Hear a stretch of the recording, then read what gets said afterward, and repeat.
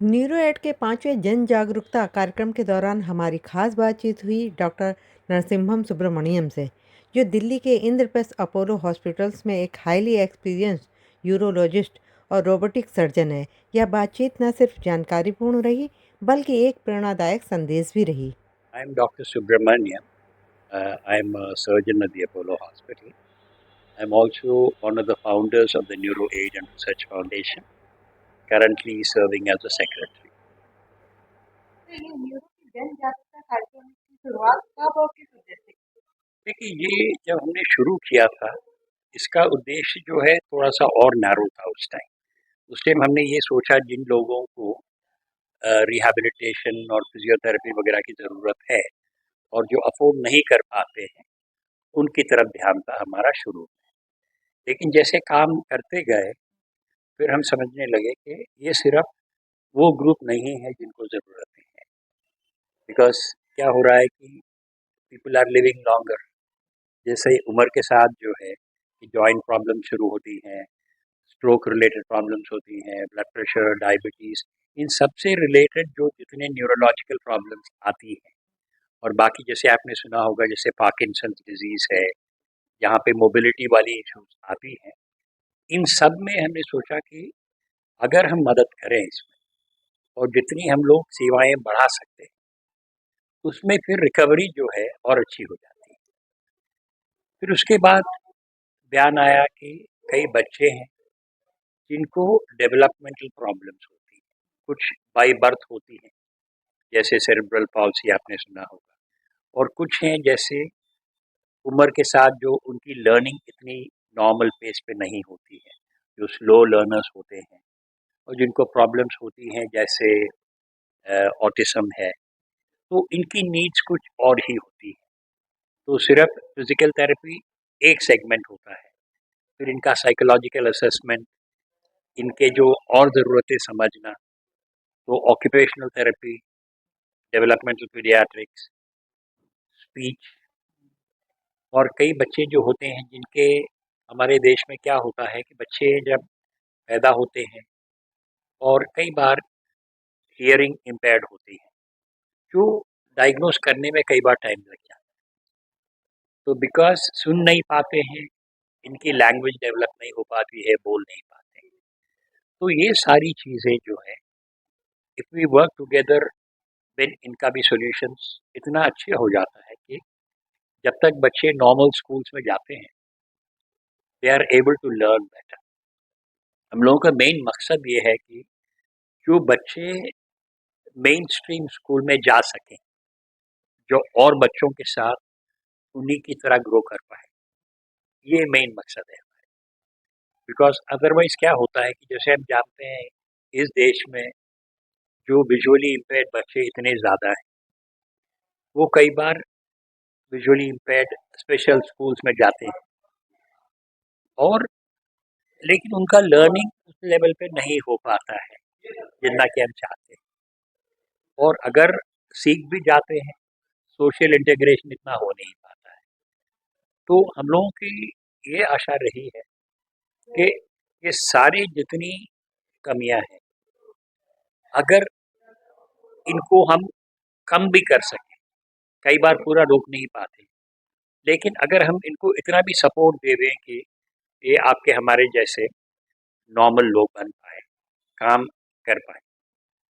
क्योंकि ये भी जो है जैसे कि कोई हियरिंग इम्पेयर्ड है, कोई मतलब विजुअली इम्पेयर्ड है, हम लोग सिर्फ उसकी तरफ ध्यान देते हैं, लेकिन इन बच्चों में कई और टैलेंट्स होती हैं जो हम लोग समझ नहीं पाते। सो विद द रिजल्ट सफ़र वो करते हैं, उनके फैमिलीज करती हैं, और उससे भी ज़्यादा क्या है कि सोसाइटी को नुकसान हो रहा है, क्योंकि ये बच्चे who can contribute so much to the society, जब ग्रो होके पूरा कंट्रीब्यूट करते हैं पूरे देश में, वो उस काबिल हम वो बन नहीं पाते। तो हम लोगों का यही इच्छा है कि हर नागरिक जो है जितना सपोर्ट हम उनको दे सकें।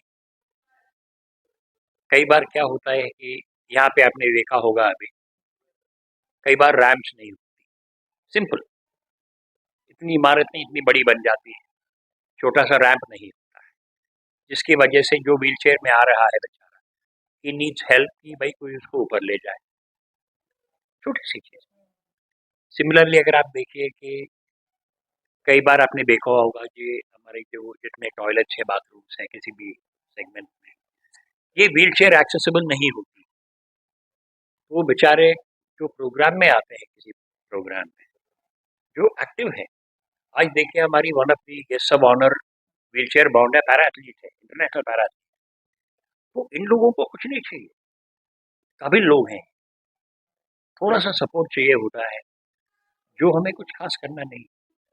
जो 2.5 फुट का जो बाथरूम डोर है उसको 3 फुट करना है, एक दो एक्स्ट्रा हैंडल बार्स लगा सकते हैं, टॉयलेट सीट का हाइट एडजस्टेबल कर सकते हैं, छोटी चीज़ें, लेकिन बहुत ज़्यादा फायदा। शायद कार्यक्रम के बाद कोई दीर्घकालिक आइडिया या पहल की शुरुआत करेंगे आप? देखिए इसमें आइडियाज़ जो हैं, कई ideas already existing. Main purpose हम लोगों का ये रहेगा कि इसको हम कंसिस्टेंटली आगे कैसे बढ़ाएं, और हम ये चाहते हैं कि ऐसा ना हो कि कुछ लोगों को फ़ायदा मिल रहा है लेकिन कई लोग पीछे रह जाते हैं। कोशिश ये रहता है कि अगर हम एक स्टेप एट ए टाइम लेकिन आगे बढ़ते रहें, जहाँ पे सारे समुदाय साथ में लेके चल पाए, तो that is the main intention. आम नागरिक या संस्थान इस तरह से कैसे जुड़ सकते हैं? देखिए आम नागरिक का जो आज के दिन में किसी भी समस्या को लेके, आम नागरिक सबसे इम्पोर्टेंट व्यक्ति होता है। उसमें सबसे बड़ा स्टेप जो है, पहला स्टेप अवेयरनेस का है। जहाँ आप और हम समझते हैं कि ऐसी समस्या है और इस समस्या का ये हल अभी अवेलेबल है और ये आगे बढ़ के ये हो सकता है। जैसे आप शायद जानते होंगे, जो स्मार्ट ग्लास जिसको हम कहते हैं, स्मार्ट ग्लास में जो ये नॉर्मल चश्मा पहना हुआ है जैसे हमारे आपके जैसे, इसमें साइड में कुछ कंट्रोल्स होती है, जिससे ये चश्मा जो है आगे का एक पिक्चर लेता है, जिससे आदमी को गाइड करता है कि कैसे चलना है, आगे क्या ऑब्स्टिकल्स हैं या नहीं है, दाएं तरफ क्या है, बाएं तरफ क्या है। सिमिलरली आगे अगर कोई पेपर है सामने, उसमें कोई टेक्स्ट है, तो उस टेक्स्ट को स्कैन कर लेता है और स्कैन करके जिस भाषा में आप चाहते हैं उस भाषा में वो वॉइस के तरीके से आपको बताता है क्या लिखा हुआ है। और ये कई लैंग्वेजेस में, जो कि आप अपने फ़ोन से चूज़ कर सकते हैं। सिमिलरली क्या है कि आप अकेले ट्रैवल कर रहे हैं, कोई आपके कुछ इम्पेयरमेंट्स हैं, और जैसे ही एक इमरजेंसी अलार्म बटन आपने दबाया, तो आपके कोई फैमिली के मेंबर या आपके जो अपने फ्रेंड्स होंगे, उनके पास अलर्ट चला जाता है कि आप इस लोकेशन पे हैं और आप उनसे कांटेक्ट करना चाह रहे हैं। तो ये सारी जो चीज़ें हैं, जितनी अवेयरनेस बढ़ेगी तो लोग जुड़ेंगे, तो संस्थाएं ऐसी ही बनती हैं, ऐसी मजबूत। देखिए सरकार और हमारी संस्थाएं जितनी हैं, सबसे बेस्ट ये रहेगा जब हम साथ मिल के काम करें। देखिए सरकार अपनी तरफ से जो है कि पूरी कोशिश कर रही है, लेकिन पॉपुलेशन और इकोनॉमिक पोजीशन के वजह से जो है हर चीज़ जो है सरकार कर नहीं पाती है। तो जहाँ हमें थोड़ी सी गैप दिखे, तो निजी संस्थाएं जहाँ इनके साथ जुड़ जाती हैं और एक साथ मिल के अगर काम करने लगते हैं, तो समस्याएं तो हल हो ही जाती हैं। जैसे आपने देखा होगा पोलियो, पोलियो जो 1988 में जब पोलियो का एक इम्यूनाइजेशन प्रोग्राम शुरू हुआ, उन दिनों में करीब 3.5 लाख बच्चे हर साल पोलियो के वजह से पैरालाइज हुआ। और इंडिया जहाँ पे इतनी पॉपुलेशन डेंसिटी है, सैनिटेशन की इश्यूज रही हैं उन दिनों में, उसके बावजूद 2011 के बाद इंडिया में कोई पोलियो केस नहीं हुआ। ये तभी संभव हुआ जब हर व्यक्ति, हर संस्था, हर गवर्नमेंट और इंटरनेशनल बॉडी जैसे WHO हैं, जब हम साथ मिल के काम कर पाए, तभी उस लेवल पे स्केल पहुंच सकते हैं। तो मेरे ख्याल में इंडिविजुअल सिटीजन जो सरकार जो है और निजी संस्था है, अगर एक साथ मिलके काम करें, मेरे ख्याल में कोई भी ऐसा प्रॉब्लम नहीं है जिसका सोल्यूशन हम नहीं निकाल सकते। Thank you sir.